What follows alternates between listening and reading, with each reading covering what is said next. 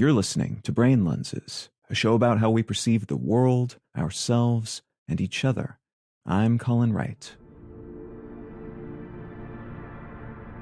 In public relations and policy parlance, a trial balloon is a focused test of a possible messaging or direction intended to generate limited public response, which in turn can help inform one's next steps. This is sometimes called other things in different countries or contexts. Kite flying is more common in the UK and some Commonwealth countries, for instance, and at times you might run something up the flagpole to see who salutes, rather than launching it into the air. But the idea, whichever term is used, is to give one's audience or constituency the outlines of something you're considering, so you can garner actual real-world reactions to that consideration. This then allows you to better predict the response you would likely receive from an actual full-on commitment to that path. So if you're running for president and not sure who would make the best running mate in terms of gaining the best demographic-driven numerical advantage over likely opponents, you might start leaking possibilities to the press via unofficial channels, often through PR back channels or by surreptitiously dropping hints to media contacts via underlings that you are considering person A. And when the press reports on that possibility, you can gauge public response using polls, surveys, interviews, and the like.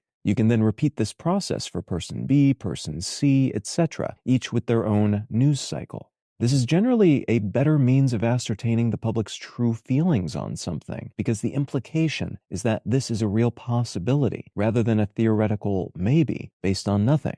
As a result, folks are more likely to consider the concrete likelihood of a given path and share their true feelings on it, visceral reactions and all, rather than engaging with it as a less serious-seeming what-if possibility. Trial balloons are a useful concept to understand because once you know about them, you tend to see them all over the place, in politics, in business, in brand strategies, and in celebrity relationship divulgences. Our real-time reactions to these sorts of reports, which we tend to lump in with the rest of the news, can at times shape tomorrow's news because those reactions are converted into data points, social media activity, polling trends, and so on, upon which next steps are predicated. It can also be interesting to keep tabs on reports of this kind that lead nowhere. Those that are discarded nearly as soon as they are floated, as failed balloons can gesture at considered but dismissed paths and may indicate the evolution of thinking behind eventual decisions, even if the details of that thinking are never formally divulged or discussed.